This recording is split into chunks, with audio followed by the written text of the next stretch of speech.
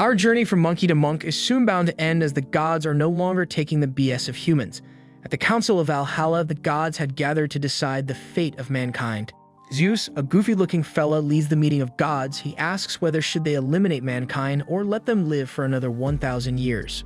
Shiva, coming straight from Adventures of Sinbad, chimes in, commenting, "Yep, these little rascals must die because in the past 1,000 years they have not shown any intention to reform themselves." Aphrodite, with her goddess glow and humongous personality, supports Shiva's claims, stating the world had become unpleasant. From forests disappearing, animals going extinct, to trash spreading. The shit is too much. The other gods agree with Shiva and Aphrodite's statements because, to put simply, they are simps. And when simps get powers, they become dangerous, as we see when they all vote to end mankind. Zeus prepares to announce the final decision. However, one of the Valkyries, Brunhilde, interrupts him, stating, simply ending them would be too crude, and proposes the gods demonstrate their mercy and power by testing mankind into mortal combat, or as Brunhilde puts it, Ragnarok. Turns out, the gods had made a handbook when they created humanity, and one rule in it stipulates, mankind gets to have a one-on-one battle as a last stand to see if they deserve life. However, the thought of a human defeating a god makes the gods laugh. Yet the baddie claps back, mocking their wish to avoid direct competition because they are afraid. Suddenly, the room goes quiet for a second before the beta gods start shouting angrily. Zeus accepts the proposal and tells Brunhilde to select 13 humans for the tournament. The first to achieve 7 victories wins. And thus, here we are, at the Valhalla arena with Heimdall in the center, announcing the start of the upcoming epic battle. The winner will be determined by the opponent's death. The first representative of the gods is the strongest Norse god and Marvel's favorite Big G, the god of thunder, Thor. His opponent, the most powerful Chinese warrior of all the historical figures known to man, is Lu Bu. Heimdall blows his horn, announcing the start of Ragnarok, or in this case, the fight between Thor and Lu Bu, which to everyone's shock, starts a bit whack as neither fighter takes a guard stance and simply walks towards each other with lowered weapons. Now, with both lads in each other's personal space, Lu Bu strikes with his spear, while Thor blocks it with his not very canon MCU hammer. Anyways, when Thor blocks Lu Bu's attack and pushes him back, he jumps to return the favor. Yet, it too gets blocked by the opponent. With normal bonks deemed useless, Thor uses electricity and grabs his hammer with both hands to fight at full power. One kid narrates, in ancient times, Asgard was surrounded by high walls that protected it from invasions from the land of the giants. But if there is anything we learn from another show, is that big walls fall hard in face of titans. And when this one fell, Asgard was on the verge of destruction until Thor alone opened the gates of pain on those sorry-ass wannabe titans, single-handedly obliterating all 66 giants. His killing technique was later called Thor's Hammer. Hence, seeing Thor taking the stance, all gods anticipate Thor's hammer dropping down hard and ending Lu. When young Thor swings his hammer, a shockwave happens and sends Heimdall flying, while Aphrodite's airbags go berserk to protect her goddess from impact. On the other side, the young Valkyrie falls on her knees, believing it's the end, to which Brunhilde smirks, telling the young one, "Stand tall and observe the moment, as this is where the creators meet their creation at their best."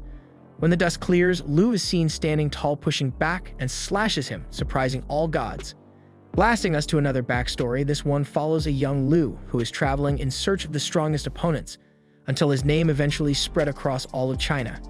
And all those who stood in his way were eventually exterminated. After 30 years of traveling, Lu realized no one on Earth can match him. Lu Bu was eventually captured, because life became boring knowing he was the strongest. Back in the present, Zeus gets surprised there was a human weapon capable of challenging a god's strength. Looking at Brunhilde, he then realizes what is going on. You see, before Ragnarok began, Brunhilde knew it was going to be an impossible fight, as no human weapons stand a chance against the gods' weapons. That said, if they also have a weapon of the gods, things would be different. Therefore, Brunhilde called upon her sister Randgris and asks her if she knows of Thor's sacred weapons. Randgris tells Big Sis about the iron gloves, which can fend off any attack, and his hammer Mjolnir. Brunhilde finds those two weapons as the dirtiest cheats of all sacred items. But to defeat Thor, they need to overcome them. She asks Randgris if she will dedicate her body to that purpose, to which Randgris agrees. Lu Bu's halberd starts to glow, making the gods realize it's a Valkyrie. Brunhilde explains that the Valkyries have a hidden power, which transforms their body into sacred weapons able to rival the gods' weapons. Each Valkyrie has a special ability when turned into a weapon, and in Randgris' case, it's Shield Breaker. Hence, when Lu Bu disarms Thor and strikes with his halberd, Thor blocks using his iron gloves, but it starts to crack, and then it shatters into pieces, surprising the gods. Meanwhile, Mjolnir starts to heat up and melt the ground. Suddenly, a heartbeat can be heard loud and clear. To everyone's shock, Mjolnir is throbbing. The hammer's outer shell cracks. Zeus explains that the gloves are not there to protect Thor, but to restrain his power from crushing it before it awakens. Thor then removes the remaining glove and tosses it aside, creating a small crater when it lands. He then lifts Mjolnir and asks Lubu to not die. As Thor prepares to swing with his full power with awakened Mjolnir, the gods get excited as it will be for the first time they witness this attack. The mad lad throws Mjolnir at Lubu, which according to legend it never missed once in 100 throws, but not this time, as we see an athletic Lu moving swiftly, bending down. Lubu then rushes towards his opponent before noticing Mjolnir from behind and dodges again. Thor then grabs the hammer, revealing that he didn't throw it to hit Lu, but to use its momentum and speed when it returns to deliver the ultimate blow. Lu, being the ultimate Giga Chad, blocks it on the expanse of his legs, to Zeus' joy since he's a huge advocate of brutal head-to-head fights. That said, the man is no longer able to walk. As Thor lifts his hammer again, Lu Fanboy cries his heart out, knowing he will see the death of his master once again. Luckily, Lubu's trusty steed comes into the arena to save us from Fanboy screams, who then inspires everyone to continue cheering for Lubu. And so, the strongest man on Earth manages to once again stand up and mount his loyal friend. Back in the past, when Lu realized he was the strongest, there was nothing left but to swing and practice his weapon technique for the one day he will face a mighty foe. After several years of practice, Lubu developed superhuman grip and arm strength that was able to split the sky. He calls this secret tech Sky Eater.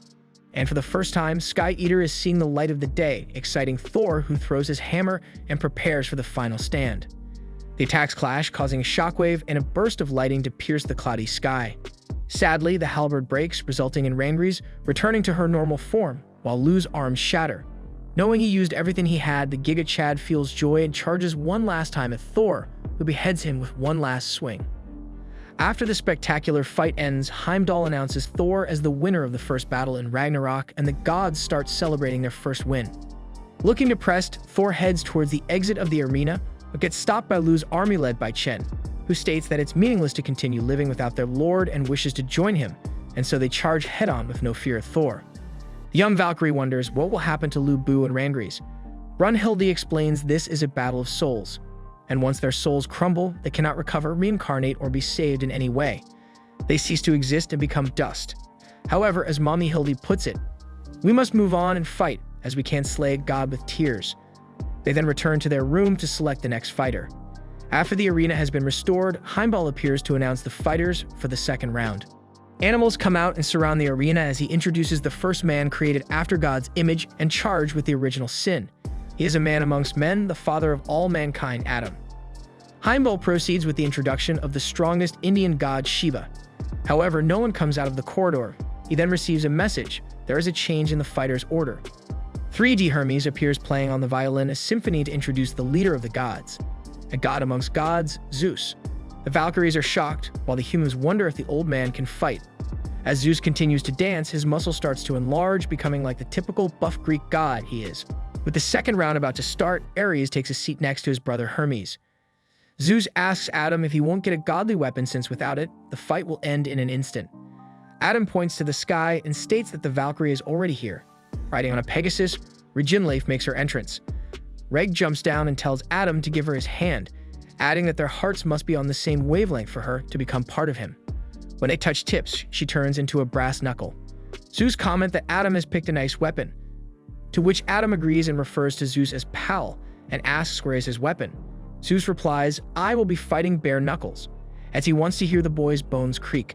And so, Zeus makes the first move, and in about 0.01 seconds he closes the distance between him and Adam, throwing a swift punch, but Adam dodges.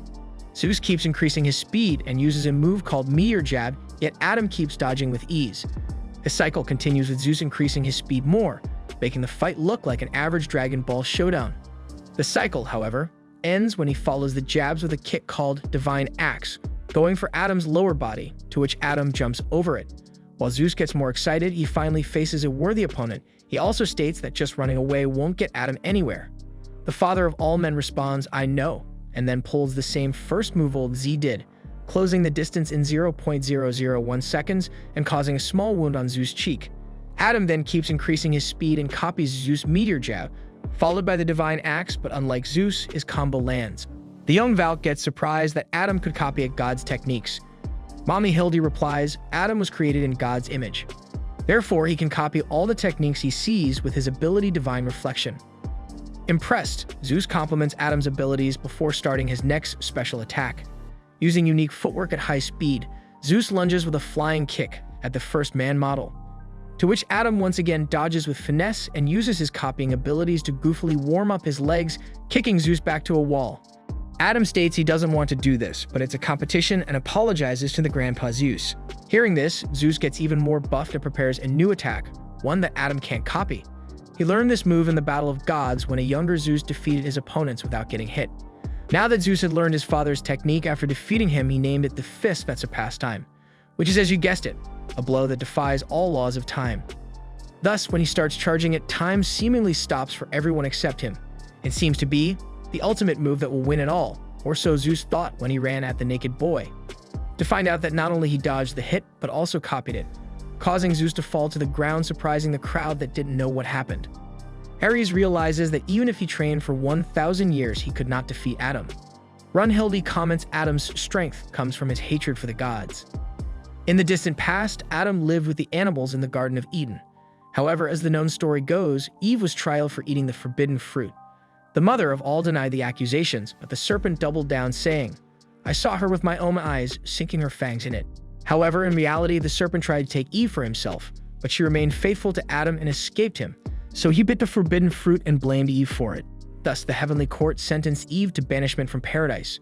After hearing about it, Adam entered the court with 2 baskets of apples, then proceeded to take a bite from each one and spit them, shocking everyone in court. He later approached Eve and told her that if she leaves, he will leave with her in the most Chad way possible. It was so sweet. The serpent couldn't handle it, so it transformed into monster form and attacked. But Adam pulled the classic copy no jutsu, slicing him instead before descending with his beloved down to earth. Back in the present time, mankind celebrates believing they scored their first win. However, as Heimdall is about to announce Adam as the winner, Zeus stops him, twists his head back to normal, and states he underestimated Adam, then asks the man to tell him the real reason he came to fight, since he doesn't feel the fire of hatred in his eyes. Adam states it's not hatred or revenge, but the desire to protect his children. Consequently, mankind felt his love and all came together praying for their father to win. Zeus admits that Adam is indeed powerful, yet he also admits that it was foolish to think he could win with just that. The godfather of the cosmos starts crushing his own body, remarking that he didn't want to do it, as it's brutal for him, but there is no other way. When he finishes, Adam realizes the threat is real and instantly holds his guard up. Everyone starts to tremble due to their instinct for danger kicking in. Finally, the smoke clears, revealing Zeus' final form, a thin, old, creepy man that skips leg day. In this form, Zeus can stay for about 12 to 13 minutes, but due to the damage he took, Hermes believes he only can maintain it for about 5 minutes. Zeus collects his energy by compressing his muscles and releasing it in his fist with every ounce of speed. However, when the old-timer uses God's true right, Adam copies it and hits him with it. But this time, Zeus continues to throw punches undeterred, while Adam continues to copy and hit back. Suddenly, Adam starts to bleed. Runhilde realizes he is overheating from copying the endless amount of Zeus's punches. Loki has figured it out as well and knows Adam is reaching his limit, yet hope is not all lost for mankind as he states that Zeus' body is also reaching its limit and is overheating as well. As their fight continues pushing our boy to the edge, a drop of blood from Zeus falls on his eye, breaking his vision, as well as causing him to bleed from his nose, eyes, and ear. This little push is what old Z needed to land his first hit. After becoming blind, Adam takes a defensive stance to fend off the barrage of jabs the old man is throwing at him. Seeing what is happening, mankind starts to ask Adam to just give up or for the fight to be stopped. Adam hears a baby cry and states that as the All-Father, he will protect him from scary things. Therefore, he takes another hit from Zeus to the face on purpose, so he can grab him by the head and start blasting away. Blow after blow after blow, this fight turned into a dogfight, where the one who can withstand most punishment will win. Eventually, Adam punches Zeus to his knees, shocking everyone, as Zeus states it's over and mankind starts to celebrate. However, they soon notice that although Adam is standing up smiling, he is dead. Zeus states that before he crumbled to the ground, Adam had already died but had never surrendered, throwing punches from beyond the grave. Zeus congratulates Adam and states that if it was a contest of endurance, he would have won. Then the people's champ, along with his bound Valkyrie, turns into dust, and Heimdall announces Zeus as the winner. But this time, instead of despair, all humanity stood tall as their father left behind a great inheritance, the power to rebel against the gods, and the unprecedented confidence to do so. The girls receive a message informing them the next fighter for the gods is Poseidon. Being the older brother of Zeus, the group's morale drops to zero, until an elderly Kojiro Sasaki appears and states he will go. Still, the girls wonder if he is really Kojiro, as he is quite old, and the souls summoned to Ragnarok take their strongest form, regardless of their age at death. However, when Brunhilde gets up, she accidentally pushes a milk jar off the table. Using his blade, Kojiro captures all the spilled milk and drinks it. Brunhilde realizes he is the real deal. Kojiro explains, although died 400 years ago, he never stopped honing his skills, and his evolution still hasn't ended, making this form and age his peak. Brunhilde asks Harist if she can go next as well, to which the dual personality mommy agrees. The arena gets remodeled and now is surrounded by water, making some of the gods realize who the next fighter would be. Heimdall introduces Poseidon as one of the most fearsome among the gods. As Poseidon comes out, he splits the water, creating a path to the arena. The gods go silent as they don't want to incur his wrath. Heimdall then proceeds to introduce the fool who will face Poseidon. Arriving on a small boat, Kojiro is introduced as the greatest swordsman, or as most know him, the world's greatest loser. Kojiro Sasaki, who even in defeat or death continues to evolve, is the #1 swordsman under the sun. And hearing all that smack talk, mankind couldn't but wonder if old Kojiro stands a chance, especially when the annoying Miyamoto keeps claiming that it's a mistake choosing him, stating that his father Musashi Miyamoto should have the title of the greatest. Suddenly, Kojiro draws his sword and calms the waves, startling the gods. Heimdall gives the signal for the fight to start, yet no one is making a move. Ares guesses that both are waiting for the opponent to enter their range and counterattack. Hermes finds it funny and corrects Ares that Poseidon isn't hoping to counterattack, he will simply crush any bug that enters his range. Incidentally, Kojiro creates a mental image of him attacking Poseidon, but ends up killed.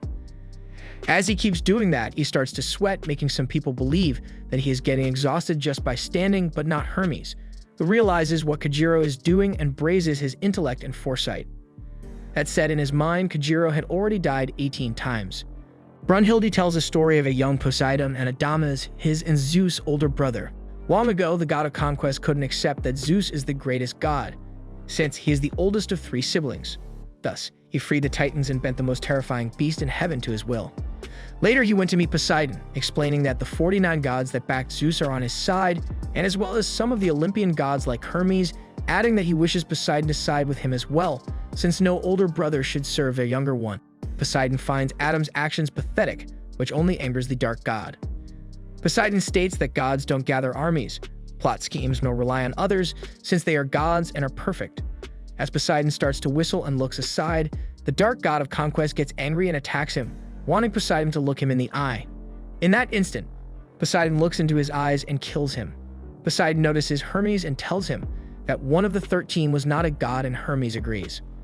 Consequently, Hermes states that the fearsome part of Poseidon wasn't his overwhelming strength, but how his words hold so much power. If he deems something to not be, it simply gets accepted by others and becomes reality.